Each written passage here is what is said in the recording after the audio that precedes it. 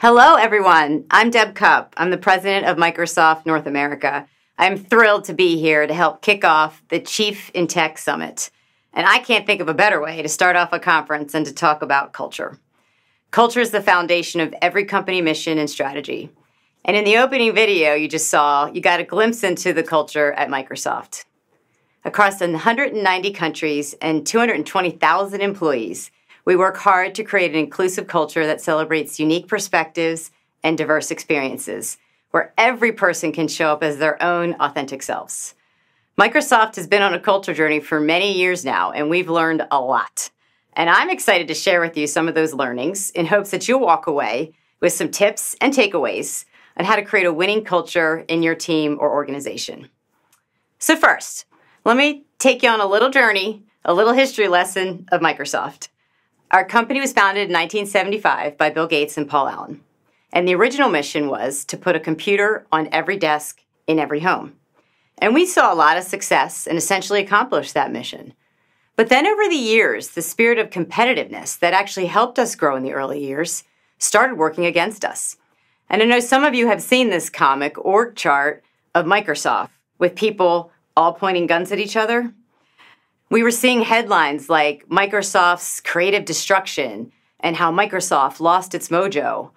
Articles like these questioned our creativity, our ability to innovate, and blamed our culture of internal competition. In the early 2010s, Microsoft was really in danger of being outpaced by our competitors and other tech firms. And it was because of our culture. That's what was to blame. So when Satya became our CEO in 2014, he said it best. We'd become a bunch of know-it-alls when we really needed to be a bunch of learn-it-alls.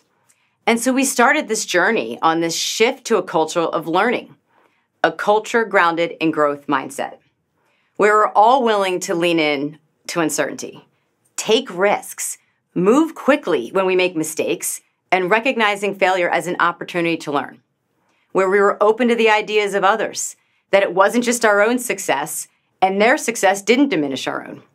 That mindset had helped us become more empathetic towards our colleagues, enabled us to work better as a team, and it's become the core in how we think and act and what we do every single day. So I want to take a moment to recognize the past few years have not been easy. We've all been through a lot personally and professionally. Through the pandemic, ongoing global unrest, market uncertainty, we know our employees are stressed and that they're burning out. Microsoft's Chief People Officer, Kathleen Hogan, calls this collective fatigue the human energy crisis. What we define as the chronic depletion of energy among the workforce. According to Microsoft's Work Trend Index report, which surveyed global companies, 48% of employees and 53% of managers report they're burned out at work. Think about that. That's 1 in 2. People struggle to maintain balance in their work and personal lives, and their human energy is just quickly depleting. So in the midst of all these challenging times, we have to ask ourselves, how do we help our people recharge, sustain the energy they need to endure a marathon, not a sprint? And how do we help them not just survive, but we want them to thrive? And culture has to be front and center. So how do we do this? How do we build and nurture a winning culture? There's a lot of things we can do, but let me share what I believe to be the top 5 keys to really creating that winning culture. Starting with number 1, you have to prioritize well-being. And we have to think about well-being holistically, which includes physical, mental, emotional, and financial well-being. It's important for companies to think about the benefits they offer across these areas. We have to think about how we can help our people feel cared for beyond just an employee, but as a human being. Earlier this year, Microsoft announced our new discretionary time off policy in the US, which gives employees unlimited time off. What we're finding is interesting. It's actually having the opposite effect. People are feeling the pressure to be seen at their jobs, not taking the time, or they're cutting their vacation short. I've personally had a couple of examples where a few leaders of mine tried to dial into a call while on vacation, and I saw another one responding to an email. So I stopped them both. I said, stop, folks. It's important that you take the time. It's important that we model that behavior and we let people know we want and need them to take a break. And it's equally important for us to walk the walk. You've got to model self-care so that our teams feel empowered to advocate for their own well-being. When I go on vacation, I don't put my phone number in my out-of-office email. I want to model what it looks like when we take time off and that we have to truly disconnect. We've got to trust that our teams are amazing. They're competent. They're ready to take up what you can't do when you're not there. And then you go rest and recharge so you can return back ready to give your best. Another aspect of contributing to employee well-being is being intentional with flexibility. Creating a flexible workplace for our employees is something that we're really passionate about at Microsoft. It's a critical differentiator for us in this new world of work and a core part of our culture. And we really at Microsoft are aspiring to be a shining example of hybrid flexible work enabled by our culture and technology for ourselves and for our customers and for the world. We also get that one size doesn't fit all, so we got to look at it across dimensions. First, think about the work site. It's the physical space in where you work. Second is the work location. That's the geographic location where you work. And third, work hours, which would be the hours and the days that you work. We have to think about a flexible approach that enables our employees to do their best work across those three things and maintain their well-being.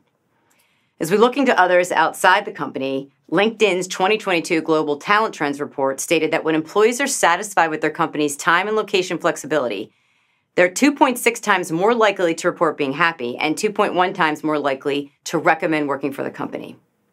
So we've asked our managers to create team agreements, and that's the balance on individual performance, individual preferences with the team, what they want to do, how they select their expectations, and how they want to model together our hybrid environments. It's the job of every leader and manager to balance employee interests with the success of the team. Let's be honest, that's hard, right? You got to work on it. It's something we can do together. We published our annual report trend index last fall. That's one of the things of the survey that was this concept of productivity paranoia. 87% of employees report that they are productive at work. Meanwhile, interestingly enough, 12% of leaders say they don't have full confidence, or 12% have full confidence that their team is productive. So there's definitely a disconnect there too. So it's our job as leaders to create that clarity on work priorities for our employees, create a culture where we're rewarding them for the impact and not just their activity. And that is really key. Impact, not just activity. So that brings me to the third key to creating a winning culture, and that's focusing on leader and manager capabilities. The role of managers has never been more important. Managers today have more influence on their employees' happiness than ever before. And the research tells us that. Research from Gallup tells us that the manager or the team leader alone accounts for 70% of the variance in team engagement. 70%. At the same time, we recognize that leaders and managers are under a lot of pressure. So for any of the managers out there watching, first I just want to express my deep gratitude. As managers, you have to balance between a focus on your people, a focus on execution in your business, between driving results and creating a supportive environment for your employees. You're shouldering a lot, and I know that you, and I hope that your leaders in your companies recognize it. It's incredibly important that we equip all those managers out there with the support and the resources to be successful. At Microsoft, we have manager expectations frameworks, and it really defines the role of managers at Microsoft and how they deliver success through empowerment, accountability by modeling, coaching, and caring. And we talk about that a lot, model, coach, and care. Every manager goes through required training on how this framework works and how to do it best. Living our culture and our values and this model and the behaviors that they want to see. Coaching people through things that are hard and provide constructive feedback. Value each person for who they are and empower them to grow. We also have a biannual survey that goes out to employees asking them to give us their feedback on their managers. And we're seeing really positive feedback, but there are always rooms for improvement. And if I would say 3 themes where we see an opportunity for managers to do better based on our most recent survey, it's about taking a moment to reflect and see if any of these resonate with you. That's how we learn. So let me tell you what they are. First, strong need for managers to do a better job of prioritizing work and ensuring that we're focusing our people on the time and the energy on what matters most. Prioritization. Helping eliminate non-value-added activities and connect each person's work to the team's most important priorities. Second, there's an ask for managers to be talent stewards and ensure employees are aware of all of the opportunities across the company and support internal mobility. The best people managers foster talent to other parts of the company. You don't hoard talent. You foster talent. You help people grow into their careers. And third, employees have asked for more timely and constructive feedback on areas they can improve. I think sometimes managers confuse the expectations of care to mean avoiding having difficult conversations and not expecting high performance, when in fact it's actually the opposite. If you're open and you're honest about opportunities to improve, that is care. And managers who model, coach, and care create such a positive impact on their employees and their teams. When we think about teams and what they look like and winning cultures, they're inclusive and connected and high performing. That's what we strive to build. And I also think about in the context of diversity and inclusion. For us, it's not a nice to have. It's a business imperative. At Microsoft, to achieve our mission of empowering every person and every organization on the planet to achieve more, we have to represent the people we serve. Our approach to D&I is it's everyone's accountability. At Microsoft, we ask every employee to commit to a personal D&I priority as part of their performance objectives. As leaders, I see us as accountable, as leading by example. We've got to create that ripple effect and that opportunity for impact. It starts with leaders personally role modeling the behaviors, taking the actions needed to build systemic cultural change, while also coaching our teams and each other accordingly. Specifically, here's what I ask of my leaders. I regularly look to make sure that our representation is there as we grow in diversity. We are modeling hiring and talent movement behaviors. We are absolutely caring and creating psychologically safe workspaces. That's deeply important. And to coach their managers on the inclusion behaviors and how to lead dialogues with their teams. It's not just about representation, it's also about inclusion. And I love this quote. I go where I'm invited, but I stay where I'm welcomed. So much has changed over the past 2 years. Nearly all teams have shifted in some way as we've moved into this new world of work. I run a 10,000-person organization at Microsoft. 40% of my team is new to the company in the past 3 years.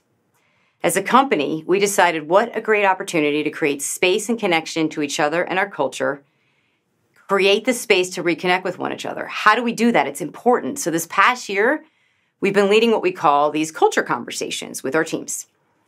It's dedicated time. It's really simple, where we have an open dialogue. We share with each other our work connects to our mission, how that connects. We discuss our values, our attributes, and we share ways on how we want to make it real in our daily interactions. And wow, the feedback has been incredible. Outpouring of positive feedback. When we ask the question, what's your biggest takeaway? Here's one of my favorite quotes from one of our employees. Our culture acts as a hub when all the other points spokes on the wheel. It grounds us, aligns us, and enables us to support our mission and our execution. And that's awesome. That's what we want. We want that culture to be the hub. I talked earlier about being intentional about a flexible workspace. Feeling included and connected to your team matters more than ever in this hybrid era. We have to be even more intentional on how we create that social connection, whether it's in person or it's virtual. So for example, if you're asking teams to come to the office, embrace the fact that people come in for each other. Our Work Trend Index report from last fall reported 73% of employees say they need a better reason to go into the office than just company expectations. So let's make it worth their while. The key is to understand when in-person truly matters and be intentional about those moments. Prioritize activities that create team bonds and foster connection. And for remote employees, think about creative ways to bring that virtual community together. And something that to me is super important is just having fun. People want to have fun at work. It can be super simple things. For those of you who use Teams, which I hope you all use Teams, there's a fun Games for Work app on Teams. You can play online games like Minesweeper, Wordament, Solitaire, Icebreakers with your colleagues on the call. It's a great way to promote team bonding. It's simple, it's easy, fun. Just something you can do while you're waiting for people to join a call. But encourage your people to check this stuff out if you don't know about it. It's just fun little things to keep people connected. I can't read enough how important it is to build inclusive and connected teams. In addition to that, people feel energized when they see opportunities at work to learn, build skills, and grow their careers. In fact, at Microsoft, we know that lack of career growth is the number one reason people leave. So it's super important that companies provide their employees with meaningful learning opportunities to expand their knowledge and skill set. I'll give you some examples of things we've done at Microsoft. For my organization specifically, we have Learning Fridays 2 times a month, where we actually send out calendar invites to block their calendars so other meetings can't be scheduled. So it's just an opportunity for them to complete any required training and space to go learn new things. We also have a robust set of career development resources for employees to leverage, and it includes things like a journey map for their career with career resources and also career development templates. We've also hosted an internal marketplace for micro experiences, and that's about matching people in teams who have short-term needs and specific skill sets. So an employee can go outside of their own team, try something new, a new activity, and scope a little to take on a stretch assignment. It's just great opportunities for intentional career development. We also host a Discovery Day once a year, and that's where internal employees go to a career fair. And it helps employees explore roles within the company. They get to connect with their peers in meaningful ways and hear from different leaders across Microsoft. So in our internal Work Trend Index report, 76% of employees surveyed said they would stay at their company longer if they had better access to support and learning. So I guarantee you, you and your companies have a lot of access to support and learning. It's time to energize those activities to make sure you're supporting your people. It's been a really interesting time the past 6 months with market uncertainty. In some cases, you may have slowed your external hiring. That's an opportunity to double down on your internal talent movement. Be more intentional about creating opportunities for learning, growth, stretch projects, new roles for your people. We've been challenged to step outside our comfort zone and seek new opportunities, and learning and career growth creates such positive energy, and we should be deeply invested in helping our employees do that. So I know I've covered a lot, and I want to quickly recap what we can do to create environments where our employees can thrive. 5 keys to creating a winning culture. 1, prioritize well-being. 2, be intentional about flexibility. 3, focus on manager capabilities. 4, build inclusive and connective teams. And 5, support learning and career growth. And if we all focus on these things, we can make such a positive impact. Simply put, it boils down to our people. They just want to be seen. And one simple thing I think all of us can do, it's so easy to show your appreciation. I'm going to ask you to all go do it. Just send an instant message, send a text, call a colleague today. If you're on Teams, I hope you are, send them a kudos or a praise. Recognize something that somebody did. It is so powerful. It takes 1 minute. It's unbelievable how this little effort by you will have a huge impact on someone else. And it also creates this amazing ripple effect. That's the type of stuff that creates culture. Thank you so much for having me.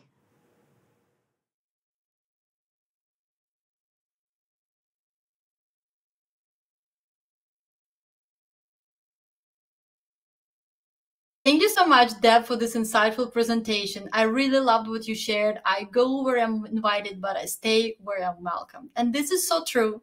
That's something that resonated with me. Let us know, dear participants, what resonated with you the most and share in the chat. And let's thank Deb Cupp for this really interesting presentation on culture and people. And ultimately, it's all about the people. And something that Edvi shared before about sending that message, whether it's Friday or any day of the week, just appreciating the effort that your team is doing is so crucial. Thank you so much, Deb.